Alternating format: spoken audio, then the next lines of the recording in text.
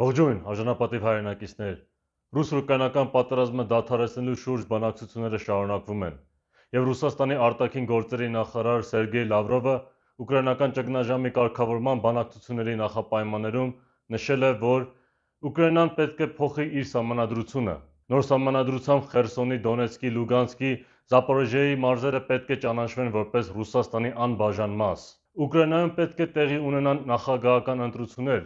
որից հետո նոր և լեգիտիմ նախագահի հետ Ռուսաստանը պատրաստ կլինի կնքել հաշտեցման պայմանագիր։ Ուկրաինան պետք է կրճատի իր բանակը, ուկրաինական բանակը պետք է լինի ոչ ավելին, քան 50,000-ը։ Ուկրաինան պետք է կասեցնի բոլոր միջազգային ռազմական պայմանագրերը։ Այս նախապայմանները լսելուց հետո մարդ դժվար չկարողանա տեսնել նմանություն նրա հետ, թե Ադրբեջանը մեզնից ինչ է պահանջում ու ինչպիսի նմանատիպ նախապայմաններ է ուզում Հայաստանը ընդունի, եթե ուզում է կնքվի այդ խեղկատակ խաղաղության պայմանագիրը։ Սա նաև բավականին նման է Վերսալի պայմանագրին,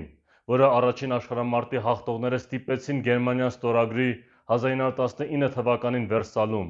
այդպիսով Գերմանիային դատապարտելով մահվան դատավճռի։ Եթե այս նախապայմաններում ընդամենը մի քանի անուններ, բառեր ու թվեր փոխենք, գրեթե տարբերություն չենք տեսնի այդ խաղաղության պայմանագիրը ստորագրելու պահանջների միջև, մեզ իսկ հուշելով, որ այդ այդպես ասած խաղաղության պայմանագիրը ըստ էության լինելու է հայկական Վերսալը։ Այս նմանությունը մեզ ցույց է տալի նաև այն, որ Հայաստանի հանդեպ Ադրբեջանի նախապայմանները ոչ միայն թուրքերի ցանկությունն են, այլ նաև Ռուսաստանի, և այդ նախապայմանները ու սպառնալիքները ոչ միայն գալիս են Բաքվից,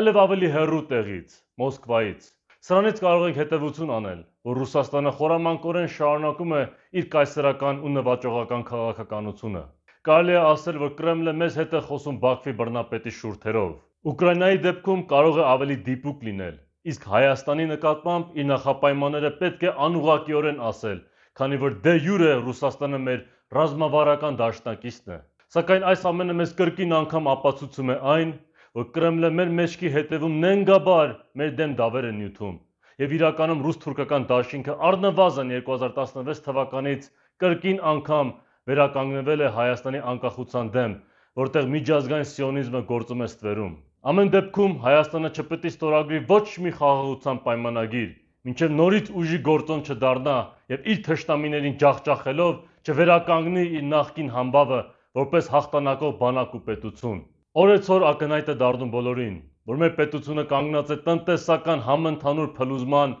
և մեր անկախությունը վերջնական կորստի եզրին, և սա բնականաբար մտահոգում է բոլոր արժանապատիվ հայերին, ովքեր չեն ապրում միայն ապրել ու լափելու համար։ Սակայն եթե ավելի խորը ուսումնասիրենք, կտեսնենք, որ գալիք տնտեսական փլուզումը ոչ միայն Հայաստանում է լինելու, այլև ամբողջ աշխարհում, ինչպես եղավ 1929 թվականի տնտեսական մեծ ճգնաժամի ժամանակ, բայց այս անգամ շատ ավելի մեծ է լինելու։ Այս ամենը անխուսափելի է, քանի որ ժամանակակից աշխարհի սիոնիստական պիղծ համակարգը կառուցվել է նեոբոլշևիկյան, լիբերալ-դեմոկրատական և կապիտալիստական կեղծ ու կործանարար սկզբունքների հիման վրա։ Միայն բնական է, որ այն կործանվի իր իսկ ստերի ծանրության տակ։ Սա նշանակում է, որ բոլոր գերտերությունները անկում են ապրելու, սակայն մեզ հայերիս ամենաշատը հետաքրքրում է Ռուսաստանի փլուզումը, քանի որ մինչև դա չլինի, մենք չենք կարող լուրջ, ազգանպաստ ու արմատական փոփոխություններ կատարել Հայաստանում և իրական ազգային պետություն կերտել։ 1917 թվականին, երբ ցարական Ռուսաստանը կործանվեց, մենք ձեռք բերեցինք մեր առաջին հանրապետությունը։ 70 տարի անց 1991 թվականին Սովետը կործանվեց և մենք դրա շնորհիվ վերականգնեցինք այդ անկախությունը ու ազատագրեցինք Արցախը, բայց ցավոք գործը կիսատ մնաց, քանի որ Ռուսաստանը նորից բավականին արագ վերականգնվեց։ Սակայն ասվում է, որ արարիչը երրորդություն է սիրում։ Հետևաբար, թող գալիք Ռուսական Ֆեդերացիայի փլուզումը երրորդն ու վերջնականը լինի, որպեսզի մենք ազգովի հնարավորություն ունենանք դուրս գալու ռուս-թուրքական ողորմելի վանդակից, որը մեզ շարունակում է ստրկական վիճակում պահել։ Կասկած չունեմ, որ այդ փլուզումը լինելու է, ուղղակի ժամանակի հարց է։ Ովքեր որ կասկածում են սրա վրա, թող հիշեն, որ ոչ մեկը իր ամենավառ երևակայությամբ երբեք չէր պատկերացնի, որ Խորհրդային Միությունը կկործանվեր իր կյանքի ժամանակ։ Հուսանք, որ ինչպես սովետական պատերազմը Աֆղանստանի դեմ ներսից քայքայեց Ռուսաստանի ռեսուրսները և վերջում բերեց Խորհրդային Միության կործանմանը, այնպես է ռուս-ուկրաինական պատերազմը նույնը կանի Ռուսաստանի Դաշնությանը, որպեսզի կարողանանք նորից շունչ քաշել և առանց խոչընդոտների պատերազմել ահաբեկչական պետություն Ադրբեջանի դեմ ինչպես արեցինք 1990-ականներին,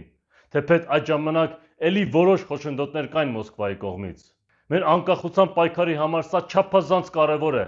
քանի որ դա կլինի մեր վերջին հնարավորությունը այս գաղութային ու կիս անկախ կարգավիճակից ազատվելու եւ իսկական անկախ ու հզոր պետություն կերտելու համար։ Մեզ շատ դժվար օրեր են սպասվում, բայց նույնիսկ այս դժվար օրերին պետք է կարողանանք դրական կողմերը եւ հնարավորության պատոհանները տեսնել, որպեսզի քաոսային ժամանակները ճիշտ օգտագործենք մեր հայրենիքի օգտին։ Եթե մենք ողջամիտ մնանք, մեր հույսը չկորցնենք եւ միշտ պատրաստ լինենք ամեն գնով պայքարելու մեր անկախ պետականության համար, ապա միմիայն այդ դեպքում ամեն ինչ լավ կլինի։ Դուք դիտում եք հոսանքի ազգային կանչը եւ ամեն դեպքում կեցցե Հայաստանը։